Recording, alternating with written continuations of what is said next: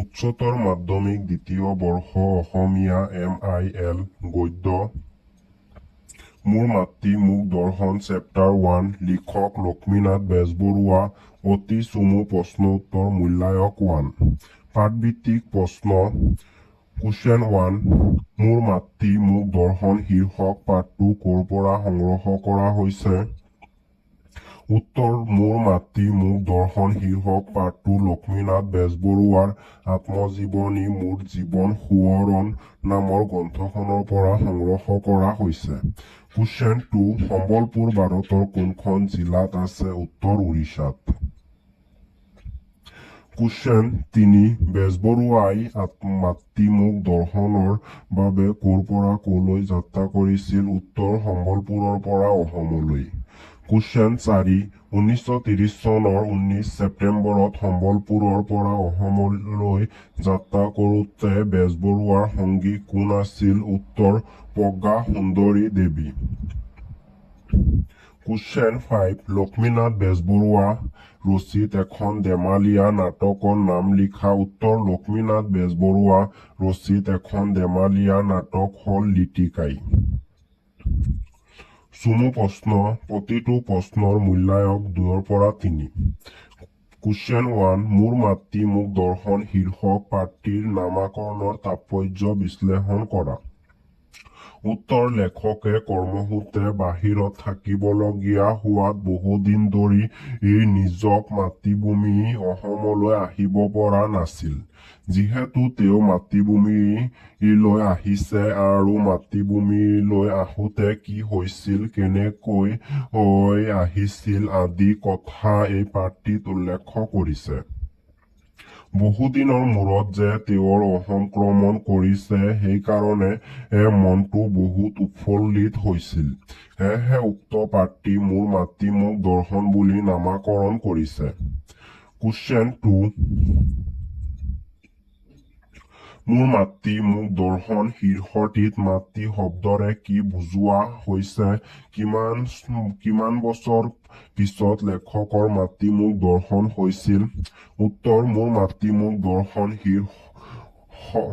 শীৰ্ষটিত মাতৃ শব্দৰে লিখক বেজবৰুৱাই নিজ মাতৃভূমি অসমক বুজোৱা হৈছে প্ৰবন্ধটিত লেখক লক্ষ্মীনাথ বেজবৰুৱাই সুদীৰ্ঘ 2 বছৰ পিছত মাতৃ মোক দৰ্শন হৈছিল কুৱেশ্যন 3 লক্ষ্মীনাথ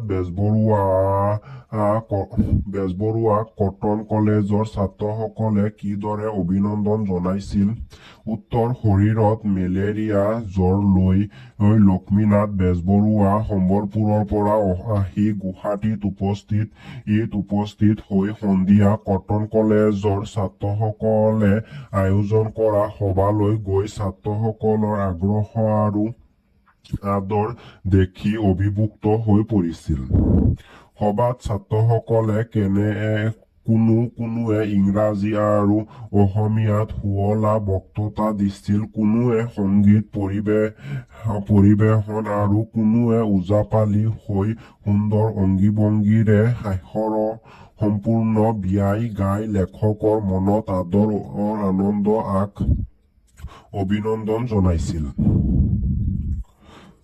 কুৱেশ্যন 4 মোৰ মাতৃ মোক দৰ্শনৰ লেখকে উল্লেখ কৰা মাজিও আৰু জ্ঞান কোন আছিল উত্তৰ মাজিও সুবিখ্যাত চাহ খেতিয়ক শ্ৰীযুক্ত চন্দ্ৰকুমাৰ আগৰৱালা জ্ঞান কলেজৰ প্ৰসিদ্ধ প্ৰিন্সিপাল উদাৰ হৃদয়ৰ মিষ্টাৰ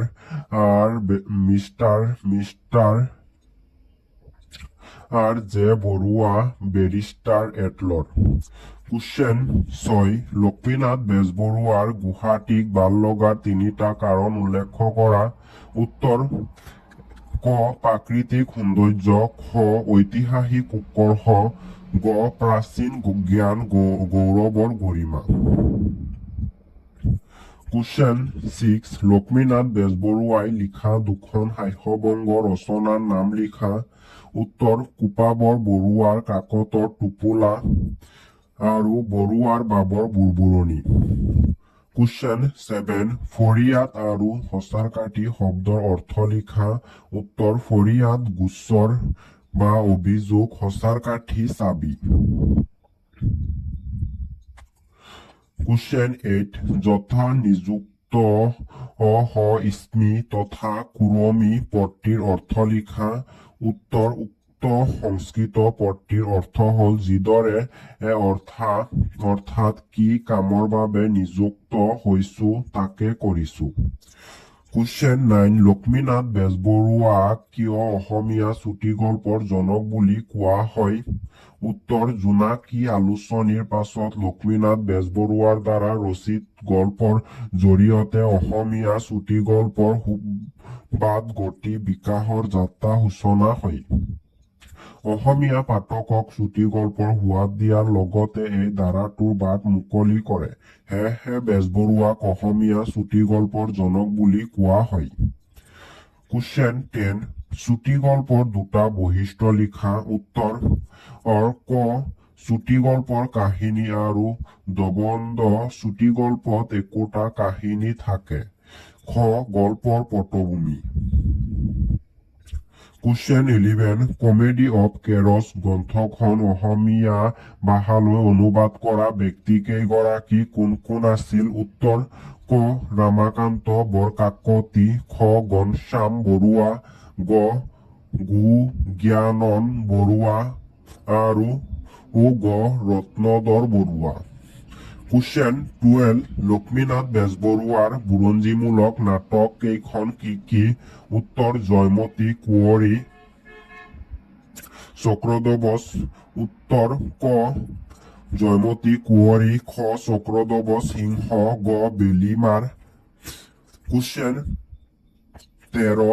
লক্ষ্মীনাথ বেজবৰুৱাই কি কি জীৱনীমূলক গ্ৰন্থ ৰচনা কৰিছিল? উত্তৰ ক ডাঙৰীয়া দীননাথ বেজবৰুৱাৰ সংক্ষিপ্ত জীৱন চৰিত্ৰ, খ শ্ৰী শ্ৰী শংকৰদেৱ, গ মহাপুৰুষ শ্ৰী শ্ৰী শংকৰদেৱ আৰু শ্ৰী শ্ৰী মাধৱদেৱ।